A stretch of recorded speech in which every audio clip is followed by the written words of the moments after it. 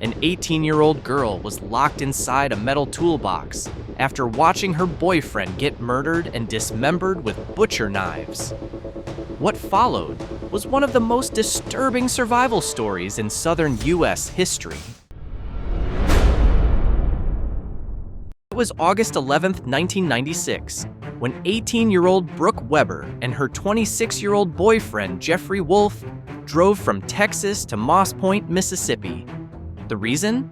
Jeffrey needed to collect a $12,000 drug debt from a man named Gary Carl Simmons Jr., a local butcher known for his creepy demeanor and quiet, cold personality.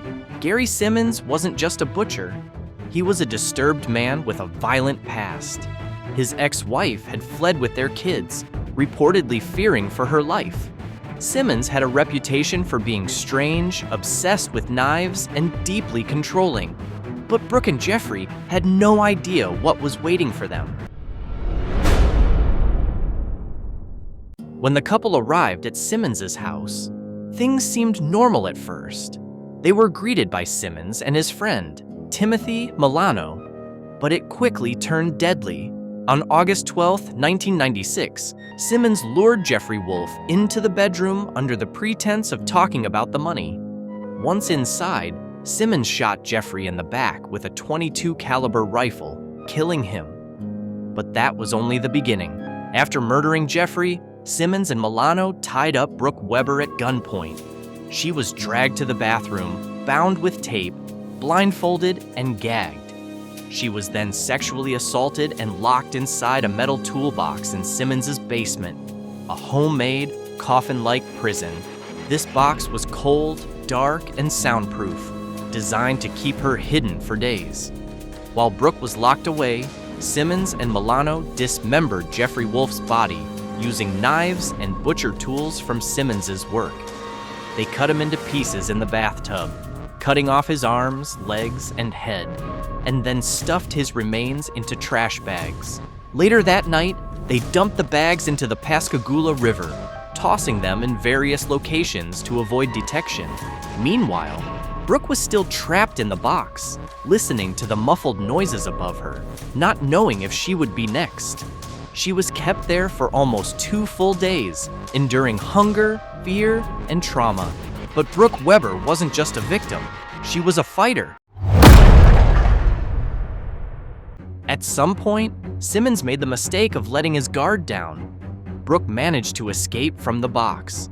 She ran barefoot through the property, terrified but determined, and found a way to contact authorities. When police arrived, they discovered a gruesome scene: blood in the bathroom, weapons, and eventually, the toolbox where Brook had been held captive.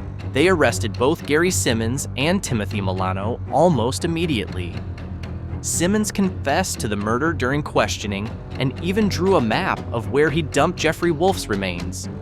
Over time, police recovered some, but not all of Jeffrey's body. Brook Weber's detailed testimony in court was key. She recounted every horrific moment: the murder of her boyfriend, the torture, the imprisonment, and the escape. Her bravery was central to securing justice. Timothy Milano was convicted and sentenced to life in prison. Gary Carl Simmons Jr. was convicted of capital murder, kidnapping, sexual assault, and dismemberment. He was sentenced to death and placed on Mississippi's death row at Parchman Prison. But Simmons didn't die of old age. On June 20th, 2012, after 16 years on death row, Gary Simmons was executed by lethal injection at Mississippi State Penitentiary.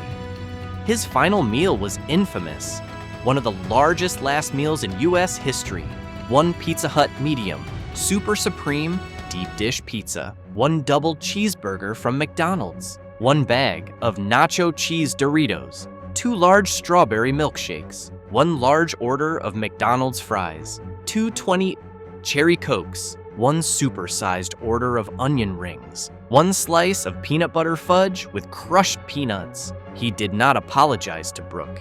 He never showed real remorse. Brook Weber eventually moved out of the public spotlight. She survived, rebuilt her life, and continues to live privately. but her name remains etched in one of the most brutal, haunting stories of survival ever recorded.